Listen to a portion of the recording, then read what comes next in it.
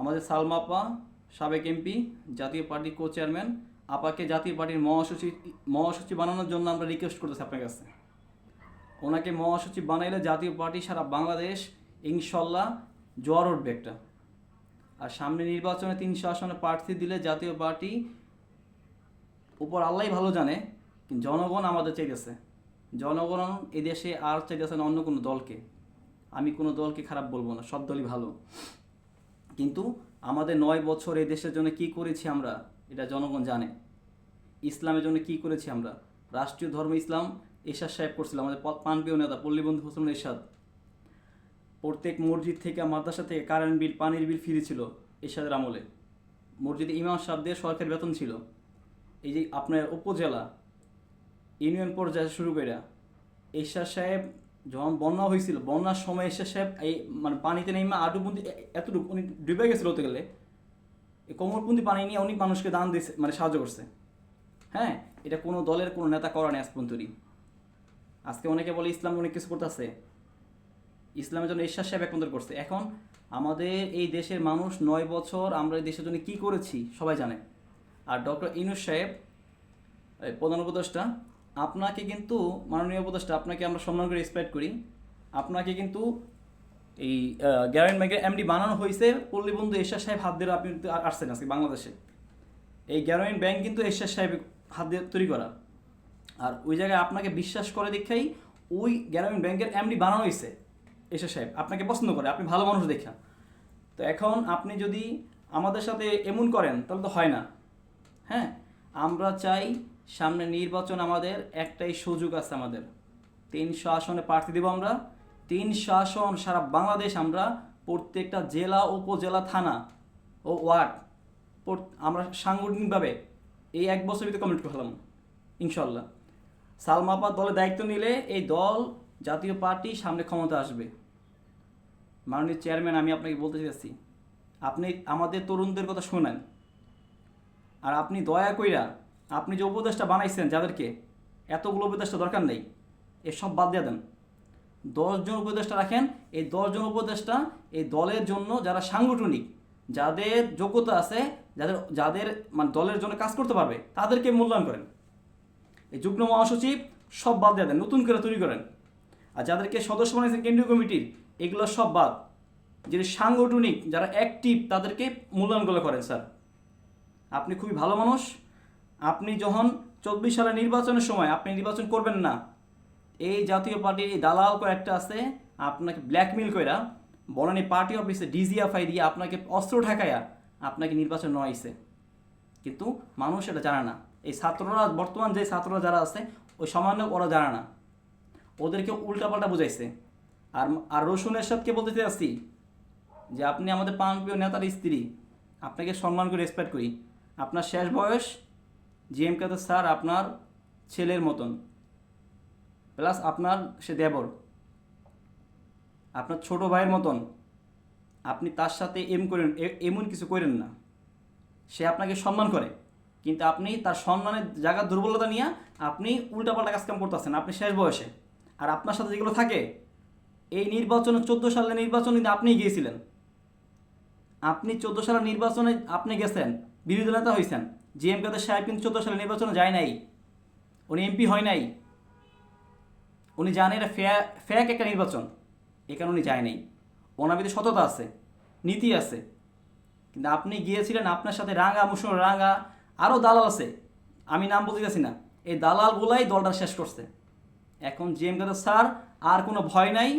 আপনি দয়া কইরা আমাদের কথা শুই না, মজিবুল্লাহ চুন্নুকে বাদ দিয়া উনি মহাসচিব হয়ে কি করছে দলের জন্য? একটা জেলা, উপজেলা কোন কাজ করছে? একটা জনসভা করতে পারছে ঢাকা শহরে লাখ মানুষের? কিছুই করতে পারেনি। ওনার কাজ কি? পার্টি অফিসে। আরে কিছু দালাল আছে পার্টি অফিসে, সারাদিন বসে থেকে ওই চুন্নু সাহেবের সাথে বসে গল্প করে। আজকে অঙ্গ সংগঠনগুলো কি অবস্থা? কেন? আমরা এত কিছু বুঝি না। যদি এই নির্বাচনে আপনি যদি কোনো জোট করেন, তাহলে এই দল থেকে আমরা পদত্যাগ করুন সবাই, যারা হতে করে। আর আপনি দয়া করে যাদেরকে এই সেন্ট্রালের পদ দিচ্ছেন, রিসেন্টলি কমিটিগুলো করছেন, এগুলো সব বাদ দেন, নতুন করে তৈরি করেন। আর প্রত্যেকটা যে প্রার্থীগুলো দিবেন, সব প্রার্থীদেরকে হেভি প্রার্থী দিতে হবে। প্রত্যেকটা এলাকায় তার জনপ্রিয়তা আছে। এমন প্রার্থীগুলো তৈরি করে 300 আসনে দেন, জনগণ আমাদের সাপোর্ট দিবে ইনশাল্লাহ। জনগণ জানে জাতীয় পার্টি চাঁদাবাজি করে না, জনগণ জানে জাতীয় পার্টি এই দেশে জন্য 9 বছর কী করছে দেশের জন্য। হ্যাঁ, এই দেশের জন্য 9 বছর এই দেশে কী করছে, এই যে বেড়িবাঁধ, আজকে এই বেড়িবাঁধ না হইলে কামালপাড়া উত্তরা পানিতে ডুবে থাকতো। এদিকের মানুষ ওই যে মাছ বেচে ভাত খাইতো, আজকে হাজার হাজার কোটি টাকার মালিক একমাত্র ঈশ্বর সাহেবের কারণে। ঈশ্বর সাহেব ভালো মানুষ ছিল, আমাদের পিছনে আলহামদুলিল্লাহ আপনারে মাননীয় চেয়ারম্যান আপনাকে অনেক পছন্দ করে দেশের মানুষ। কিন্তু আপনি রাজনীতিতে অনেক কিছু ভুল করতেছেন, যে ভুলগুলো আপনি যাদেরকে বানাইতেছেন, বড় বড় পদ দিয়েছেন, প্রেসিডেন্ট সদস্য উপদেষ্টা, এগুলো কোনো কাজের নেই। যারা সাংগঠনিক, যারা এই দলের জন্য অ্যাক্টিভ, যারা দলের পিছনে ইনভেস্ট করতে পারবে তাদেরকে মূল্যায়ন করেন। আর মাননীয় আমাদের চেয়ারম্যানের আমাদের ম্যাডাম শেরিফা কাদের ম্যাডাম যথেষ্ট অনেক পরিশ্রম করতেছে উনি। কেন ম্যাডামে এই বিভিন্ন প্রোগ্রামে উনি লোক নিয়ে যাবে? এইগুলো কাজ কার? এই যে আমাদের জনসভাগুলো হয়, এগুলো প্রত্যেকটা প্রোগ্রামে লোক নেওয়া যাওয়ার মহাসচিবের কার্যক্রম করবে। উনি কি করে? ম্যাডামটাতে কষ্ট করায় কেন? আপনি দয়া কইরা ঢাকা মহানগর উত্তর ও দক্ষিণ যারা সাংগঠনিক তাদেরকে মূল্যায়ন কইরা প্রত্যেকটা থানার ও ওয়ার্ডের কমিটিগুলো করে দেন। এটা তো মাননীয় চেয়ারম্যানের কাজ না, এটা এই যে মহাসচিবের কাজ। আপনি সালমা পাড়ার দলের দায়িত্ব দেন, ইনশাল্লাহ আমাদের দল ক্ষমতা আসবে। এই ছাড়া আর কোনো অপশন নেই। সালমাপা থাকলে এই আমাদের 300 আসন প্রার্থী দিলে ইনশাল্লাহ আমাদের বিরুদ্ধে কিছু কেউ বলার মতো লোক নাই। আর চুন্নু সাহেব থাকলে 300 আসন প্রার্থী না, 5টা আসন পাবো না, সেটাও জানা কথা, সে ভোটই দিব না। আমি চুন্নু সাহেবকে সম্মান করি, রেসপেক্ট করি, উনি ছাত্রনেতা ছিল, কিন্তু উনি মহাসচিবের যোগ্যতা ওনার নাই। ওনার মহাসচিব হওয়ার যোগ্যতা নাই। উনি ছাত্রনেতা ছিল, উনি মন্ত্রী ছিল, আমি রেসপেক্ট করি। মাননীয় চেয়ারম্যান, আমার কথায় আপনি কষ্ট নিয়েন না, সালমাপাকে দায়িত্ব দেন, ইনশাল্লাহ সামনে নির্বাচনে আমরা ক্ষমতা আসবো। আমি কোনো বিএনপি জামাতের বদনাম বলতে চাই না, আমি আমার দল নিয়ে বলতেছি, দলের স্বার্থে বলতেছি। আর এইবারে আমাদের একটা সুযোগ, এরপর আর কোনো সুযোগ নেই আমাদের।